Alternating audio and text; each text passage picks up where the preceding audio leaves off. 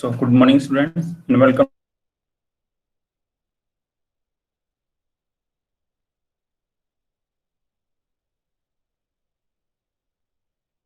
In this lecture, we shall study some problem based on conformal and bilinear transformations. So let us recall what we have done in previous two lectures. Sufficient condition for the function w equals to fz to represent a conformal mapping.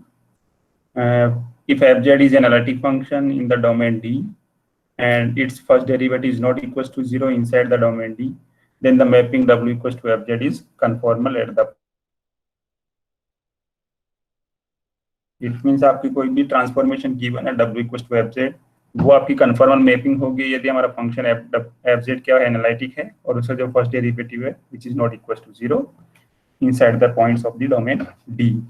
This is our sufficient condition for the given function fz to be a conformal mapping.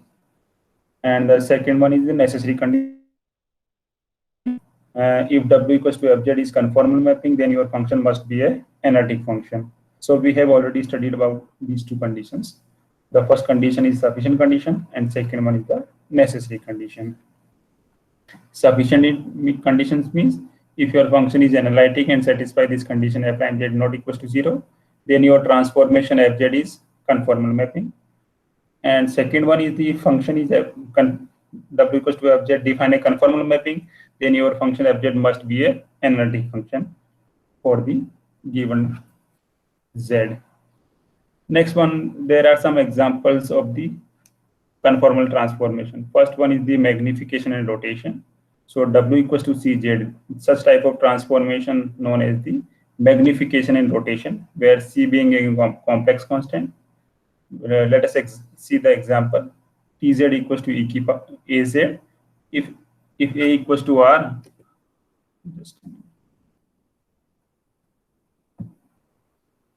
if a is a simple real number r, then this scales the plane. It means just magnifies the plane. If a equals to e power iota theta, then it rotates the plane. If a equals to r e power iota theta, then it does both. It means it does magnification as well as rotation. We have already seen this example in the previous lectures. Second one is the magnification, rotation, and translation. It means if we add this extra term b in the magnification and rotation transformation, then the corresponding transformation is known as the magnification, rotation, and translation. And this extra term denotes the translation of the domain. And next one is the inversion and reflection. Such type of transformation w equals to 1 upon z, known as the inversion or reflection. For example, Tz equals to 1 upon z. We have already seen that this transformation transfers the inside the unit circle of the z plane to the exterior of the unit circle, and exterior of the unit circle in the z plane maps the interior of the unit circle in the w plane. We have already seen this example in the previous lecture. Next one is the bilinear transformation.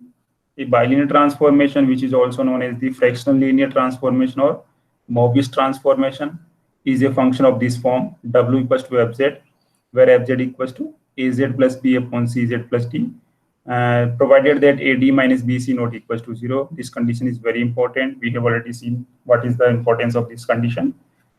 If this is not equals to 0, then we know that this transform reduced to the constant transformation, and this is non-conformal also, because its derivative becomes 0.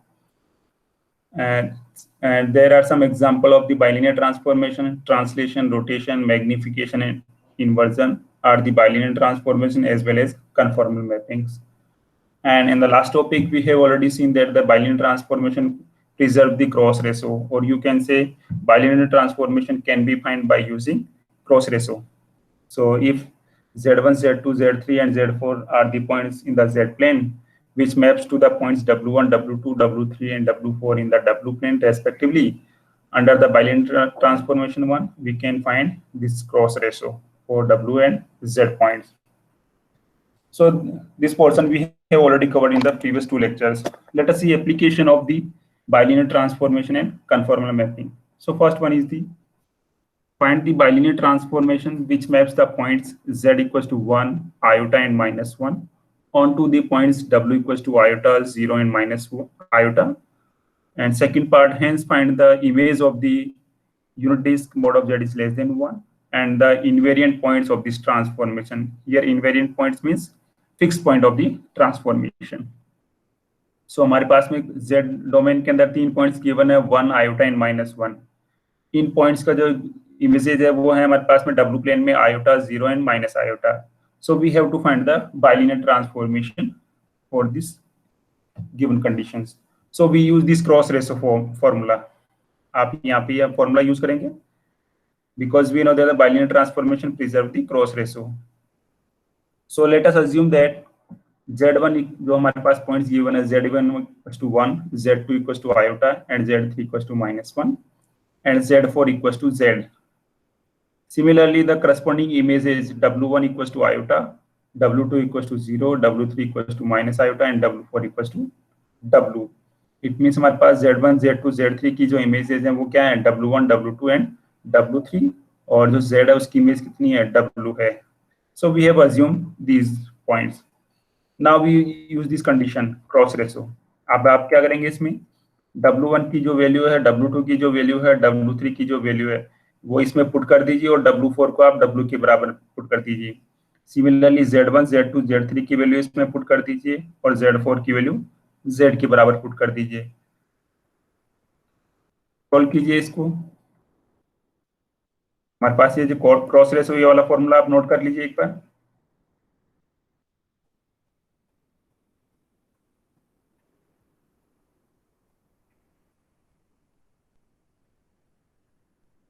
Hello,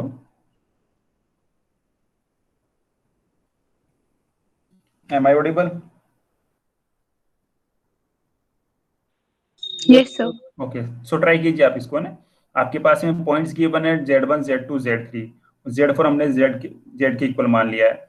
similarly इसकी images w1, w2, w3 भी given है और w4 को आपने w के बराबर assume कर लिया. तो आपने जो वैल्यूज गिवन है उसको इस फॉर्मूले में पुट कीजिए आप.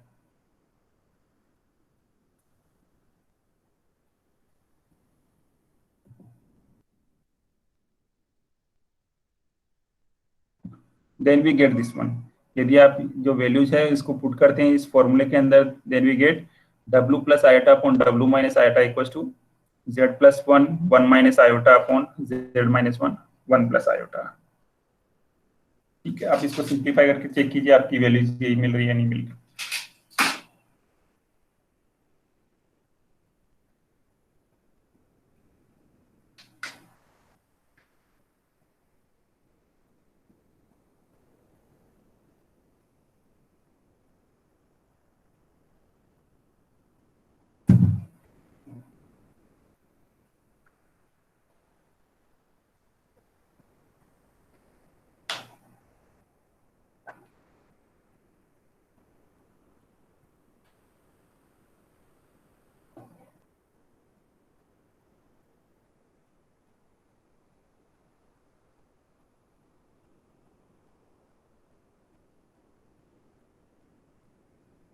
यही वैल्यूज मिल रही है आपको, यही रिलेशन मिल रहा है आपको w और z के अंदर.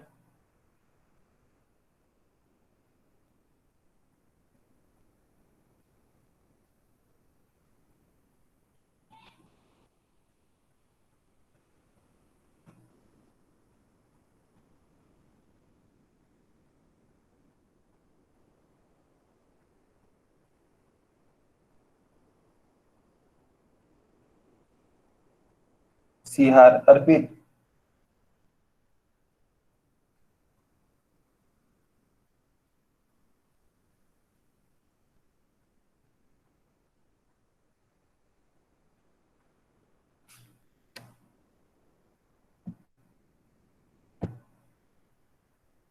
Yes, sir. all right. Now to simplify this, we w को in terms of z निकालना, बट यहाँ पे हमारे पास फ्रैक्शनल फॉर्म में मिल रहा है w plus iota and w minus iota.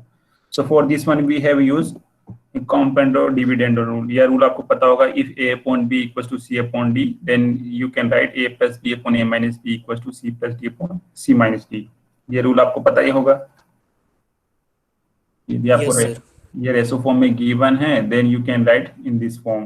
So we apply this rule here. आपके पास में ये जो यहाँ पे जो लास्ट रिलेशन आया है इसमें ये वाला रूल हम अप्लाई करेंगे, जहाँ पे ए की वैल्यू कितनी है w प्लस आयोटा और बी की वैल्यू w माइनस आयोटा है, सी की वैल्यू है z प्लस 1 1 माइनस आयोटा और डी की वैल्यू है z minus 1 1 plus iota. So if we apply this rule, then we get 2w upon 2 iota equals to this number. After simplification, this gives w equals to 1 plus iota z upon 1 minus iota z. Just आप ये rule apply कीजिए previous relation में, then you get w equals to 1 plus iota z upon 1 minus iota z, which is the required bilinear transformation for the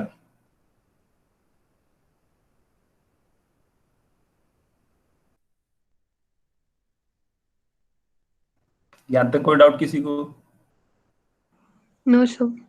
हमारे पास में z points given थे और उनकी इमेजेस गिवन थी, 3 z पॉइंट्स गिवन है और उसके करस्पॉन्डिंग 3 इमेजेस गिवन है w प्लेन के अंदर.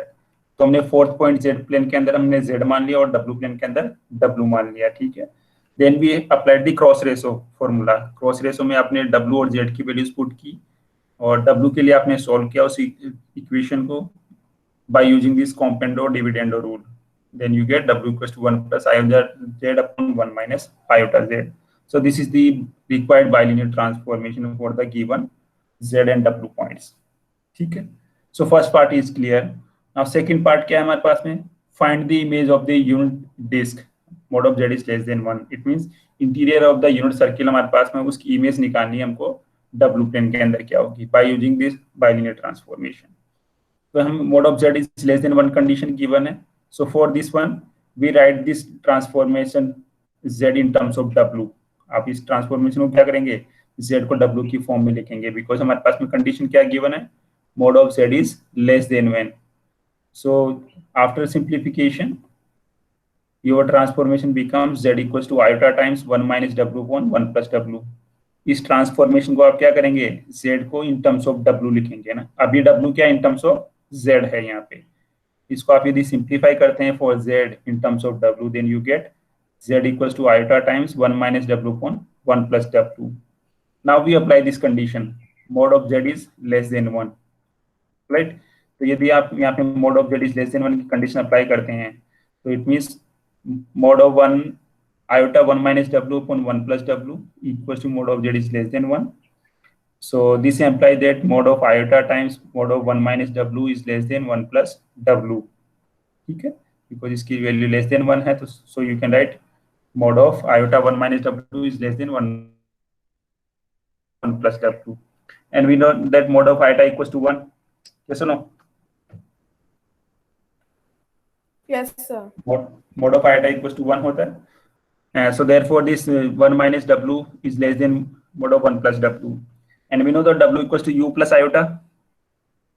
यहाँ पे w की जगह u plus iota पुट कर दीजिए इस रिलेशन में. Then you get 1 minus u times 1 minus u minus iota v is less than mod of 1 plus u plus iota v. अब आप इसको mod को सिंप्लीफाई करेंगे, then you get 1 minus u square plus v square is less than 1 plus u square plus v square. यदि आप इस inequality को simplify करते हैं, then you get u greater than 0. Clear? यहाँ तक कोई doubt? No sir. So u greater than 0 का मतलब क्या है यहाँ पे? यदि हम z प्लेन की बात करें, x प्लस आयोटा हमारे पास में पॉइंट्स होते हैं x प्लस आयोटा y, है ना. वहां पे x ग्रेटर देन 0 का मतलब क्या है?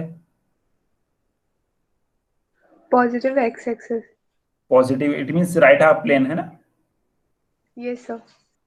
सिमिलरली हमारे पास में u और v क्या है? w प्लेन के अंदर एक्सिस हैं, तो u ग्रेटर देन 0 का मतलब right half plane in the w plane. Yes और no? Yes, sir. It means आपके पास में जो यूनिट सर्किल है, यूनिट डिस्क है, basically mod of z is less than 1, आपके पास में क्या है? Interior of the unit circle है. इट मींस यूनिट डिस्क जो है वो किसको मैप कर रही है? Right half plane of the w plane. Yes और नो? आपके पास में ये कंडीशन गिवन है, mod of z is less than 1. आपने क्या किया, जो हमारे पास में बाइलिनियर ट्रांसफॉर्मेशन है वहां पे z को इन टर्म्स ऑफ w लिख दिया है, बिकॉज हमारे पास में ये कंडीशन गिवन है, mod of z is less than 1. इस कंडीशन को हम यदि यहाँ पे अप्लाई करते हैं और सिंप्लीफाई करते हैं, then we get u greater than 0. So we solve that the interior of the unit circle maps to the right half plane of the w plane. Yes और no? Yes sir. Okay, So hence the interior of the circle mod of z equals to 1 in the z plane is mapped onto the entire right half plane of the w plane. So second part is also clear. It means mod of z is less than 1 की image क्या मिल रही है आपको? right half plane in the w plane. Next part क्या portion क्या है problem का?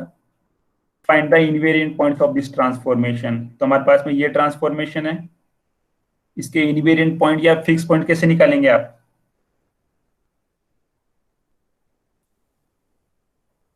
Fix point का मतलब क्या है? Which maps to itself F Z equal to Z, जो उनकी ट्रांसफॉर्मेशन होती है ना, मैप्स टू इटसेल्फ. तो फिक्स पॉइंट कैसे निकालेंगे? डब्ल्यू को किसके बराबर रख देंगे? जेड के बराबर पुट कर देंगे आप, है ना. तो ट्राई कीजिए आप इसको. डब्ल्यू यहाँ पे डब्ल्यू की जगह जेड पुट कर दीजिए और इस यहाँ से जेड की वैल्यूज आपको मिलेगी. ये क्वाड्रेटिक इक्वेशन मिलेगी जेड के अंदर, उसकी आपको दो वैल्यूज मिलेंगी आपको. तो दो वैल्यूज क्या होंगी आपके बताइए? वो दोनों जेड की वैल्यूज आपकी क्या होंगी? इनवेरिएंट और fix points of the given bilinear transformation.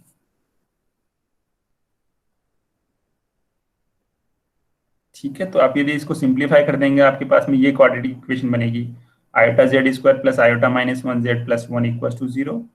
If you simplify this for Z, then we get -1/2 times 1 plus iota plus minus square root of 6 iota.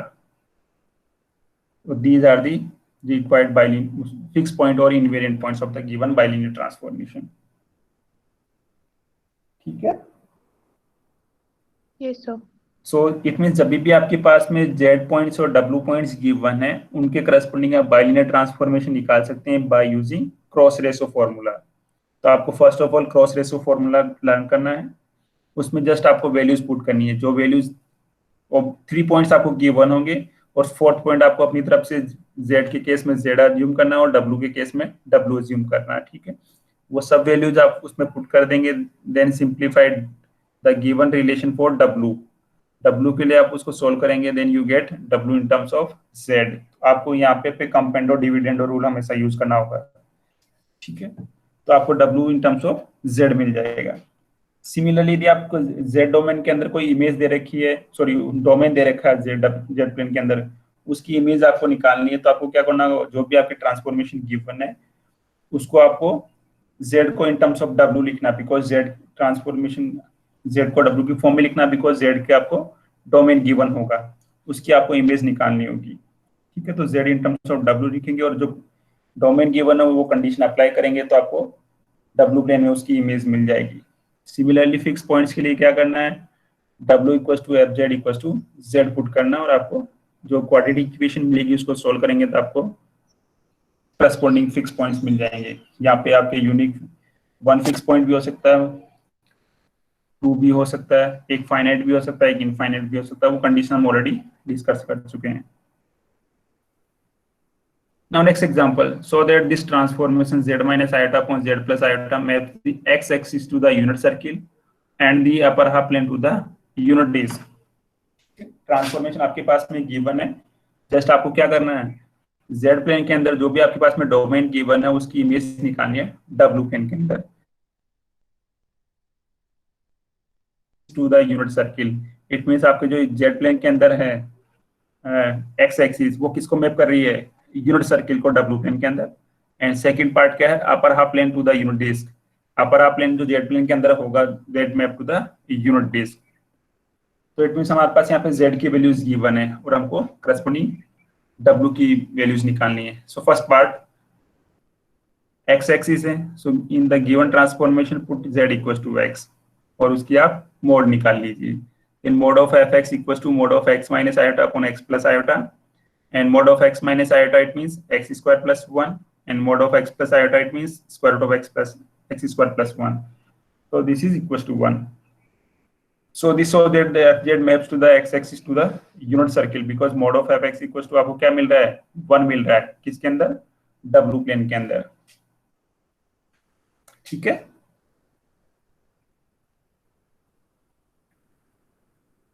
Yes or no? If mod of fz equals to 1, इसका मतलब क्या है? किसकी equation होगी ये? Sir unit circle की। Unit circle. तो यहाँ पे आपको मोड ऑफ एफ एक्स क्या मिला, यहाँ पे जेड की जगह क्या पुट कर दिया आपने, एक्स पुट कर दिया, बिकॉज आपके पॉइंट्स किसके ऊपर लाइज कर रहे हैं, एक्स एक्सिस के ऊपर लाई कर रहे हैं। So therefore mod of F X equal to 1 आपको मिला। It means points over the real x-axis maps to the unit circle in the W plane. Second case, upper half plane of the unit disk. ठीक है, upper half plane it means z plane के अंदर points कौन से होंगे, z equal to X plus iota v। अब इसमें upper half का मतलब क्या है, y should be greater than 0, तभी आपका अपर हाफ मिलेगा। आपको y की वैल्यू क्या होनी चाहिए, पॉजिटिव होनी चाहिए। So therefore the upper half plane is z equals to x plus iota y with the condition y greater than 0. Now we know that this condition mod of y plus 1 is greater than mod of y minus 1. ये condition आपको true है आपके लिए, mod of y plus 1 is always greater than mod of y minus 1. Yes, sir. Right? So हम क्या निकालेंगे, हम z plane के अंदर केवल हमको w की इमेज निकालनी है ना, w पॉइंट्स निकालने हैं। तो हमारे पास में जो ये वाली कंडीशन है वो हम यूज करेंगे। तो हम क्या करेंगे, mode of z plus iota आप निकालिए यहाँ पे। सो mode of z plus iota को आप क्या लिखते हैं, x plus iota times y plus 1, यहाँ पे z की जगह x plus iota y put कर दीजिए। And now apply this condition, mode of y plus 1 is greater than mod of y minus 1। ठीक है, so therefore this mod of x plus iota y plus 1 is greater than mod of x plus iota y minus 1, and this mod of x plus iota y minus 1 is equal to mod of z minus iota. So this implies that mod of z plus iota is greater than mod of z minus iota. So therefore, mod of z minus iota upon z plus iota is less than 1. Yes or no? Mod यहाँ से हमको क्या मिल रहा है, z plus iota is greater than mod of z minus iota. तो यहाँ से हमको क्या मिल जाएगा, mod of z minus iota upon z plus iota is less than 1. Yes, sir. So it means आपके पास में क्या अपर हाफ प्लेन है वो किसको मैप कर रहा है, unit disc in the W plane. ये किसकी इक्वेशन है, लेस देन 1 मिल रही है, it means unit disc. So FZ map the upper half plane to the unit disc. आप जियोमेट्रिकली ऐसे समझ सकते हैं, ये आपकी एक्स एक्सिस है, इसके ऊपर आपने कोई भी आर्बिट्री 3 पॉइंट्स रखे, यहाँ पे 0 रखा आपने ना, 0 पॉइंट आपकी ट्रांसफॉर्मेशन गिवन है z minus iota upon z plus iota. तो यहाँ पे z की जगह 0 पुट कर दीजिए आप, तो किसको मैप करेगा, ये -1 को मैप करेगा। यहाँ पे z इक्वल टू 0 पुट करते हैं तो आपको क्या मिलेगा, w की वैल्यू -1। इट मीन्स आपका ये 0 पॉइंट है वो किसको मैप कर रहा है, -1, इस पॉइंट को मैप कर रहा है। यदि हम -1 की बात करें, यहाँ पे z इक्वल टू -1 पुट कर दीजिए आप, -1 पुट करेंगे तो आपको क्या मिलेगा, यहाँ पे z की जगह -1 पुट कर दीजिए आप, और सिंप्लीफाई करेंगे तो आपको क्या मिलेगी, w की वैल्यू सर -1। हाँ,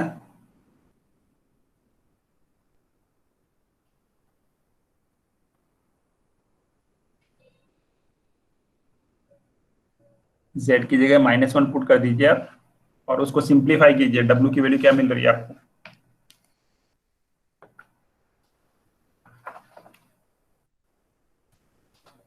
w की वैल्यू मिल रही है -1 minus iota upon 1 plus iota मिल रही है ना। इसको सिंप्लीफाई कीजिए आप, क्या मिलती है, इसके कॉन्जुगेट से ऊपर नीचे मल्टीप्लाई कीजिए, आयोटा मिल रही है, आयोटा मिल रही है ना। इट मींस -1 किसको मैप कर रहा है, आयोटा को मैप कर रहा है। सिमिलरली +1 के लिए सॉल्व कीजिए आप, इसको z की जगह +1 पुट कीजिए, w की वैल्यू क्या मिलती है आपको,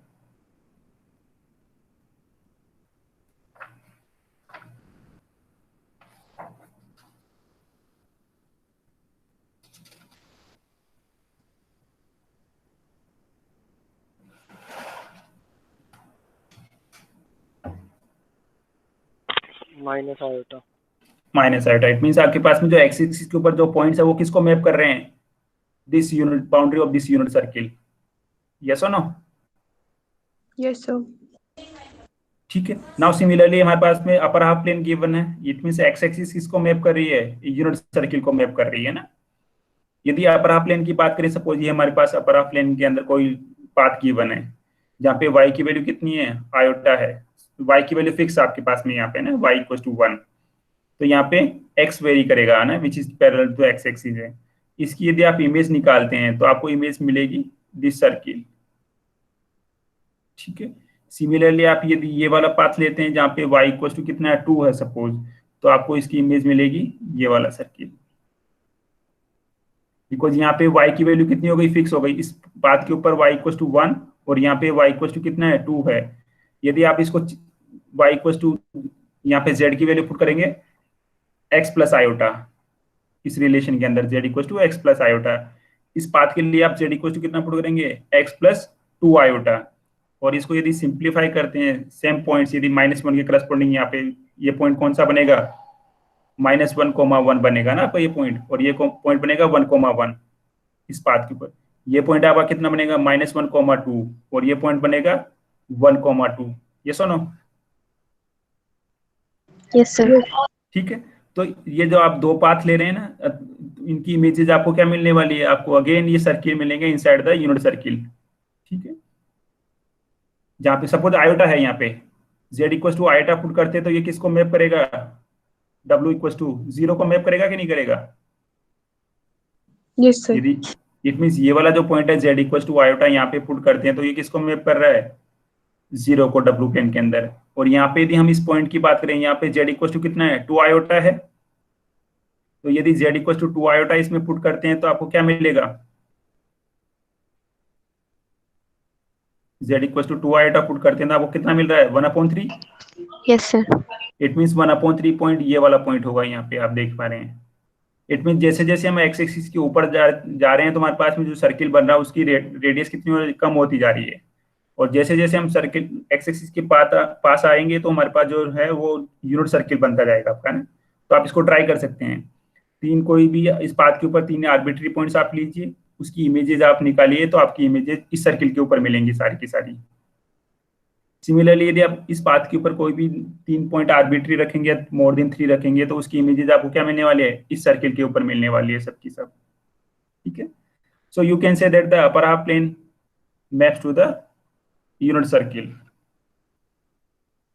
interior of the unit circle. Yes और नो? Yes, sir. ठीक है।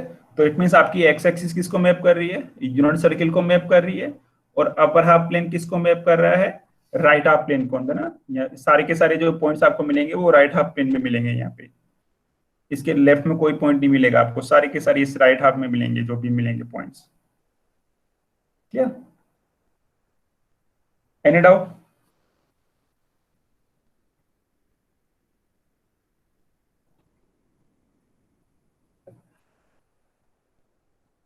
So next example, show that this transformation fz equals to z square maps the horizontal and vertical lines to the mutually orthogonal parabolas. It means हमको क्या show करना है कि हमारे पास में जो z प्लेन के अंदर हॉरिजॉन्टल एंड वर्टिकल जो लाइंस हैं, it means parallel to the x axis और y एक्सिस जो लाइन है वो किसको मैप कर रही है, पैराबोलास को मैप कर रही है। x एक्सिस जो है पैरेलल लाइंस वो पैराबोला को मैप करेगी, सिमिलरली y एक्सिस की पैरेलल जो लाइन है वो पैराबोला को मैप करेंगी, और दोनों पैराबोलाज आपस में क्या होंगे, ऑर्थोगोनल होंगे। यहाँ पे ऑर्थोगोनल होने का मतलब क्या है कि जिस पॉइंट पे ये पैराबोलाज इंटरसेक्ट करेंगे उस पॉइंट पे जो एंगल बनेगा दैट इज 90 डिग्री होगा, ठीक है। So see this one, we have w equals to fz equals to u plus iota v। तो यहाँ से आप इसको यदि सिंप्लीफाई करते हैं, z स्क्वायर गिवन है हमारे पास में, यहाँ पे z स्क्वायर का मतलब x प्लस आयोटा y का whole square. If you simplify, then you get x square minus y square plus 2 iota xy. Now, if you compare the real and imaginary part, then u equals to आपको क्या मिल रहा है, x square minus y square, और v आपको क्या मिल रहा है, 2xy मिल रहा है यहाँ से। Now, हमको इमेजेस किसकी निकालनी है, हॉरिजॉन्टल एंड वर्टिकल लाइंस की निकालनी है। हॉरिजॉन्टल लाइन का मतलब क्या है, यहाँ पे parallel to the x axis. यदि parallel to the x axis है तो वहां पे y की वैल्यू क्या होगी, कांस्टेंट होगी। Yes, sir. सिमिलरली यदि वर्टिकल लाइन है तो वहां पे parallel to the y axis होगी, इट मींस x की वैल्यू क्या होगी, कांस्टेंट होगी। So we consider vertical and horizontal lines, है ना। So first case, if x is constant say c, then y equals to क्या मिलेगा, यहाँ से x की वैल्यू कांस्टेंट है, इसका मतलब ये कौन सी लाइन है, Parallel to y axis. Parallel to y axis, Vertic- it means vertical line है ना आपकी। तो यहाँ पे आप x equals to c put करेंगे इस रिलेशन में, तो आपको y की वैल्यू कितनी मिलेगी, v अपॉन 2c। यहाँ से y इक्वल टू कितना मिल जाएगा, v अपॉन 2c। सिमिलरली यहाँ पे यदि हम x equal to c put करते हैं तो y स्क्वायर कितना मिल जाएगा आपको, c square minus u। It means हमको क्या निकालना है, जो हमारे पास में x इक्वल टू c जो लाइन है उसकी इमेज किस में निकालनी है, डब्ल्यू प्लेन के अंदर निकालनी है। तो यहाँ से हम क्या करेंगे, हमारे पास u और v का रिलेशन गिवन है x और y की फॉर्म में। तो हमको x तो हमने कांस्टेंट एज्यूम कर लिया, इन दोनों रिलेशन का हम यूज करते हैं और y को हम एलिमिनेट करेंगे। तो हमको वैल्यू किसकी फॉर्म में मिलेगी, u और v की फॉर्म में मिलेगी। और u और v कहाँ पे लाई कर रहे हैं, डब्ल्यू प्लेन के अंदर लाई कर रहे हैं। ठीक है, ये सुनो, Yes, x sir. Equal to c हमारे पास में एक लाइन है z प्लेन के अंदर, है ना। इसके करस्पॉन्डिंग हमको y लाइन भी मिल जाएगी, y equal to v upon 2c। ठीक है, और यहाँ से दूसरा हमको y square equal to c square minus u। अब इन दोनों रिलेशन का हम यूज करते हैं, y को एलिमिनेट कर देंगे। So after elimination you get this relation v square equal to 4c square c square minus u। यदि यहाँ पे y की वैल्यू पुट कर दें v अपॉन 2c और इसको यदि सिंप्लीफाई करते हैं, then you get v square equal to 4c square c square minus u, which represents है पैराबोला। Yes, sir. ठीक है, इट मींस हमारे पास में जो x इक्वल टू जो कांस्टेंट लाइन है c, वो किसको मैप कर रही है, this parabola. v square equal to 4c square c square minus u। यहाँ पे जैसे जैसे आप c की वैल्यू चेंज करते चलेंगे, हमारे पास में डिफरेंट डिफरेंट पैराबोलाज मिलते रहेंगे, है ना। c इक्वल टू 1 के लिए डिफरेंट होगा, 2 के लिए डिफरेंट होगा, 3 के लिए डिफरेंट होगा। इट मींस हमारे पास जो वर्टिकल लाइंस है x इक्वल टू 1 2 3 4 या x इक्वल टू -1 -2 -3 4, वो किसको मैप करेगी, पैराबोलाज को मैप करेगी, है ना। Clear. Yes, sir. Any doubt यहाँ तक। Now second case, vertical line तो हो गई हमारे पास में, next one is horizontal line. It means y is a constant number. Similarly y is a constant से d, देन यहाँ से हमको x की वैल्यू कितनी मिलेगी, v अपॉन 2d। और यहाँ से x स्क्वायर कितना मिल रहा है आपको, u plus 2d square plus d square. इन दोनों रिलेशन से आप x एलिमिनेट करेंगे, then you get this relation v square equal to 4d square times d square plus u, which is again है पैराबोला। इट मींस आपकी जो horizontal line है y equal to d, वो भी किसको मैप कर रही है, पैराबोला का मैप कर रही है। ठीक है, any doubt. No, sir. All right. So hence the pair of the line x equals to c and y equals to d. It means आपने दो पेयर लाइन रखा है, x equals to c और y equals to d। ये दोनों lines आपके क्या mutually orthogonal है कि नहीं है, x equals to c and y equals to d। ये दोनों लाइन आप आपस में जिस पॉइंट पे इंटरसेक्ट करेगी, वहां पे एंगल कितना रहेगा, 90 degree. 90 डिग्री होगा। ठीक है, इट मींस हमारे पास में ये दोनों जो कर्व आ रहे हैं, x equals to c and y equals to d, these are the orthogonal curves in the z plane। and we know that this fz equals to z square, ये कौन सी ट्रांसफॉर्मेशन है, कन्फॉर्मल मैपिंग है या नहीं है। Conformal का मतलब आपका जो फंक्शन है वो एनालिटिक होना चाहिए और उसका जो फर्स्ट डेरिवेटिव है नॉट इक्वल टू 0 होना चाहिए। तो यहाँ पे f प्राइम z कितना मिल रहा है आपको, 2z मिल रहा है, which is not equal to 0 for any non zero value of z। yes or no, which is 0 only for Yes. z equals to 0। it mean, or and we know that this polynomial is a analytic function, so it means this transformation f z equals to z square is a conformal mapping। and the conformal की geometric definition क्या है कि हमारे पास में यदि दो curve हमारे पास में गिवन है, जिस पॉइंट पे इंटरसेक्ट कर रहे हैं उसकी जो जहाँ पे जितना एंगल है उस पॉइंट के ऊपर, वो आपका सेम एंगल उसका डब्ल्यू प्लेन में भी रहेगा। ठीक है, Yes, it means x equal to c और y इक्वल टू d जो लाइन है जहां पे इंटरसेक्ट कर रही है, वहां पे एंगल कितना है, 90 डिग्री है ना। उस पॉइंट की यदि हम इमेज निकालते हैं बाय यूजिंग दिस ट्रांसफॉर्मेशन, तो डब्ल्यू प्लेन में जो पॉइंट हमको मिलेगा, उस पॉइंट के ऊपर जो उसकी करस्पॉन्डिंग जो कर्व्स हमको मिलेंगे, x इक्वल टू c के करस्पॉन्डिंग हमको कौन सा वाला पैराबोला मिल रहा है, ये वाला पैराबोला मिल रहा है ना। और y इक्वल टू d के करस्पॉन्डिंग हमको ये वाला पैराबोला मिल रहा है। तो इन x इक्वल टू c और y इक्वल टू d के जो इंटरसेक्शन पॉइंट है जेड प्लेन के अंदर, इसकी इमेज हम यदि हम डब्ल्यू प्लेन में निकालेंगे, इट मींस इन दोनों जो पैराबोलाज का जो इंटरसेक्शन पॉइंट होगा वो कितने डिग्री, उस वहां पे एंगल कितना होना चाहिए, 90 degree. 90 डिग्री होना चाहिए। इट मींस दोनों पैराबोला आपस में क्या है, म्यूचुअली ऑर्थोगोनल है, because Yes, our sir. given transformation is conformal mapping, so therefore horizontal and vertical grid lines maps to the mutually orthogonal parabolas। यहाँ पे इसीलिए हमने कहा कि ये जो पैराबोलाज हैं वो आपस में क्या है, म्यूचुअली ऑर्थोगोनल है, because of this conformal mapping f z equals to Z square. सो इसको जियोमेट्रिकली आप इस तरह से समझ सकते हैं। देखो ये आपकी वर्टिकल लाइन है, रेड वाली है ना, x इक्वल टू सपोज 1 है, x इक्वल टू 2 है, x इक्वल टू 3 है। आप x इक्वल टू 1 की आप इमेज निकाल रहे हैं तो आपको ये वाला पैराबोला मिलेगा, ठीक है, x इक्वल टू 1 के करस्पॉन्डिंग। यहाँ पे x इक्वल टू 1 तो फिक्स हो गया, बट आपकी y की वैल्यू वेरी करेगी तो हमारे पास में ये हमको पैराबोला मिलेगा। x इक्वल टू 2 हमारे पास में ये पैराबोला है तो इसकी ये वाला पैराबोला मिलेगा x इक्वल टू 2 के लिए। सिमिलरली x इक्वल टू 3 के लिए, x इक्वल टू 4 के लिए। सिमिलरली यदि आप हॉरिजॉन्टल लाइंस लेते हैं, y इक्वल टू 1 रखते हैं आप, y इक्वल टू 1 के करस्पॉन्डिंग आपको ये वाला पैराबोला मिल रहा है, y इक्वल टू 2 के करस्पॉन्डिंग ये वाला पैराबोला मिलेगा, और y इक्वल टू 3 के करस्पॉन्डिंग ये। और यदि आप इनका इंटरसेक्शन पॉइंट देख रहे हैं, ये वाला जो इंटरसेक्शन पॉइंट है या ये वाला है, ये सारे के सारे एंगल कौन से होंगे, 90 डिग्री पे होंगे आपके, ठीक है। इस पैराबोला की ज्योमेट्री यही बनेगी, 4c² माइनस u। ये वाली रेड जो लाइन है, रेड वाले जो पैराबोलाज है, और ये हमारे पास में जो है 4d² प्लस u, इसकी जो पैराबोलाज ये वाले मिलेंगे आपको, ये सुनो। Yes, sir. ठीक है। So clear from this picture, fz equal to z square horizontal and vertical grid lines to the mutually orthogonal parabolas। कोई डाउट है इसमें बेटा? No, sir. Okay then. Now there are some important remarks from this example. So first of all, dw upon dz, which is 2z equals to 0 for z equals to 0, therefore it is a critical point of the mapping। z equals to 0 हमारे पास क्या मिलेगा, इस mapping का critical point मिलेगा। तो आप यहाँ पे देख पा रहे हैं इस फिगर के अंदर, यहाँ पे z इक्वल टू 0 जो क्रिटिकल पॉइंट है, उसके करस्पॉन्डिंग यहाँ पे कोई भी इमेज पॉइंट नहीं मिलेगी हमको। यहाँ पे जो हमको पैराबोलाज मिल रहे हैं वो ओरिजिन से आइदर लेफ्ट में मिलेंगे या राइट में मिलेंगे, ओरिजिन से पास होते हुआ कोई भी पैराबोला नहीं मिलेगा आपको यहाँ से, क्लियर।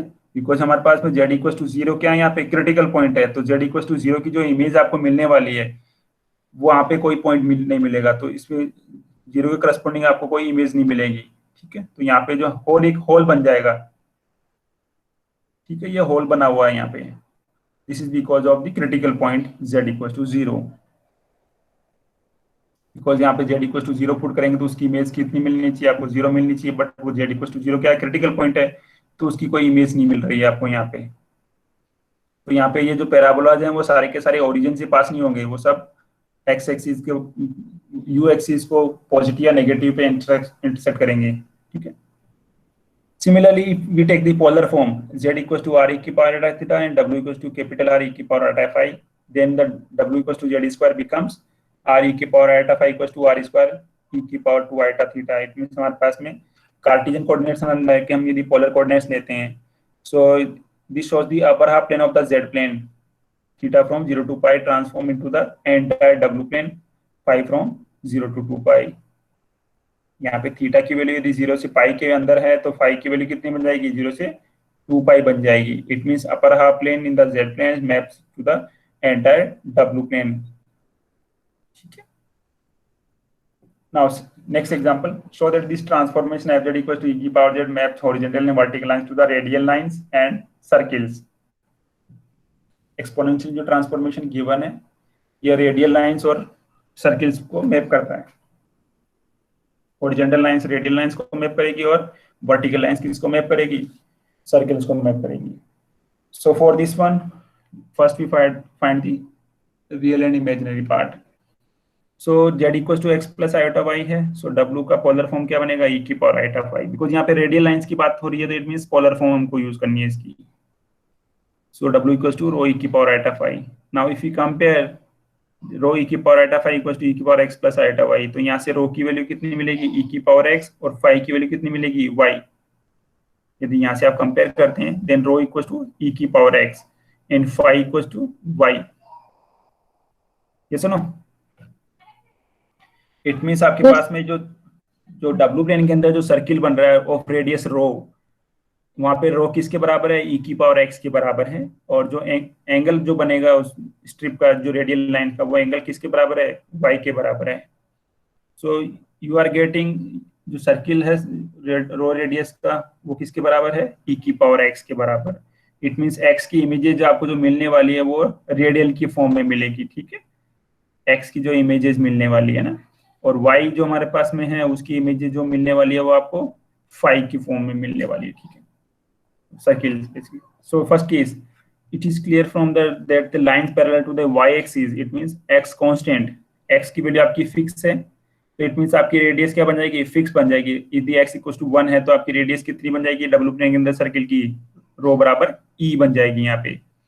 अब आप ये y x कांस्टेंट है तो यहाँ पे y की वैल्यू वेरी करेगी। यदि आपकी वर्टिकल लाइन है तो यहाँ पे x की वैल्यू फिक्स है, y की वैल्यू वेरी करेगी। जैसे जैसे हम पॉजिटिव y की तरफ जाएंगे तो पॉजिटिव वैल्यूज बढ़ती जाएंगी, नेगेटिव की तरफ आएंगे तो नेगेटिव y की वैल्यूज बढ़ती चली जाएंगी। ये सुनो, Yes, sir. Yes, sir. x constant है तो x की वैल्यू तो फिक्स रहेगी, बट आपकी y की वैल्यू वेरी करती रहेंगी। तो यहाँ पे यदि y की वैल्यू वेरी करती है, इट मींस उसका एंगल फाई भी वेरी करता रहेगा डब्ल्यू प्लेन के अंदर। इट मींस आपको जो मिल रहा है यहाँ पे वो किसको, एक सर्किल मिल रहा है of radius rho in the W plane, जहाँ पे उसकी रेडियस तो फिक्स हो गई है, बस उसमें क्या है कि सपोज आपने x इक्वल टू 1 मान लिया आपने, तो 1,0 पे उसकी जो इमेज मिलेगी वो आपको कितनी मिलने वाली है, 1,0 पॉइंट कहाँ पे, जेड प्लेन के अंदर x एक्सिस के ऊपर लाई कर रहा है ना, 1,0 कहाँ पे लाई कर रहा है, over the x axis. 1,0 point मतलब ओवर दी x एक्सिस है, तो वहां पे y की वैल्यू 0 है, इट मींस एंगल आपका कितना आ रहा है, 0 आ रहा है। इट मींस आपको जो सर्किल है डब्ल्यू प्लेन के अंदर वो पॉइंट कहाँ से मिले, कौन सा पॉइंट पे मिलेगा, यू एक्सिस के ऊपर मिलेगा ना,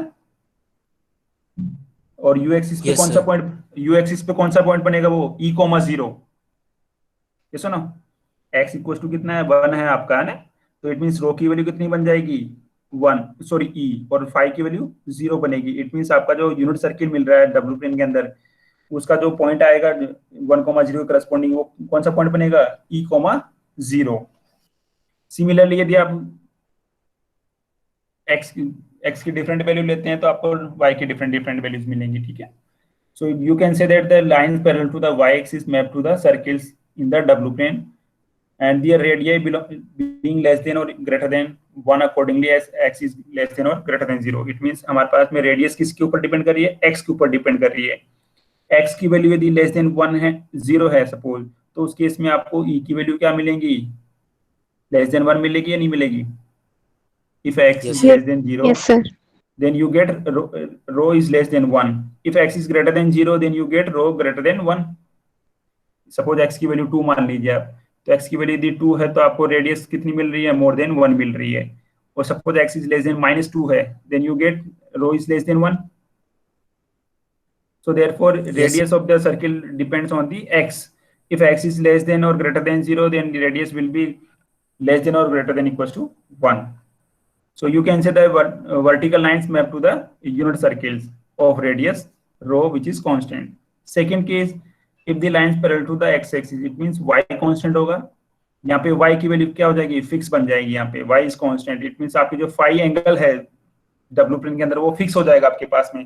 क्या वेरी करेगा, x वेरी करेगा। तो x वेरी करेगा तो आपके पास में रो इक्वल टू e की पावर x आपको, इट मींस आपको जो रेडियल वेक्टर जो मिलेगा डब्ल्यू प्लेन के अंदर उसकी रेडियस आपकी बढ़ती हुई या घटती हुई, x की वैल्यू बढ़ती जाएगी तो आपको उसकी रेडियस बढ़ती हुई मिलेगी, और यदि x की वैल्यू कम हो रही है तो उसकी रेडियस कम होती हुई मिलेगी। So the lines parallel to the x-axis map to the radial lines phi equals to constant of the w plane. So you can see this one. ये आपकी सपोज वर्टिकल लाइंस है ना, ये वाली वर्टिकल लाइंस है, ठीक है। तो यहाँ पे x इक्वल टू सपोज 1 है, तो x इक्वल टू 1 किसको मैप करना चाहिए, यहाँ पे रेडियस रो इक्वल टू कितनी बन जाएगी, e बन जाएगी, और फाई आपका वेरी करेगा, तो आपके पास में इस टाइप का एक सर्किल मिलेगा ये वाला। सिमिलरली सेकेंड लाइन यदि हम इसकी बात करें वर्टिकल लाइन की, तो इसकी इमेज इस सर्किल की फॉर्म में मिलेगी। तो आपको यहाँ पे y वेरी करता रहेगा। y वेरी करने का मतलब है कि आपकी जो एंगुलर स्ट्रिप, आपको ये जो रेडियल लाइन है, ये वाली इस टाइप की जो लाइन है उसको रेडियल लाइन बोलते हैं, जिसका एंगल कितना है, फाई एंगल है। अब ये फाई एंगल किसके ऊपर डिपेंड कर रहा है, y के ऊपर डिपेंड कर रहा है। जैसे जैसे आपकी y की वैल्यू चेंज करेंगे ये रेडियल लाइन आपकी मूव करती हुई चलेगी, ठीक है। पॉजिटिव है तो पॉजिटिव मूव करेगी, और यदि नेगेटिव है तो क्लॉकवाइज डायरेक्शन में मूव करेगी, ठीक है। तो y की यदि वैल्यू पॉजिटिव है तो ये एंटी क्लॉकवाइज डायरेक्शन में मूव करेगी इस तरह से, और यदि नेगेटिव है तो क्लॉकवाइज डायरेक्शन में मूव करेगी इस तरह से।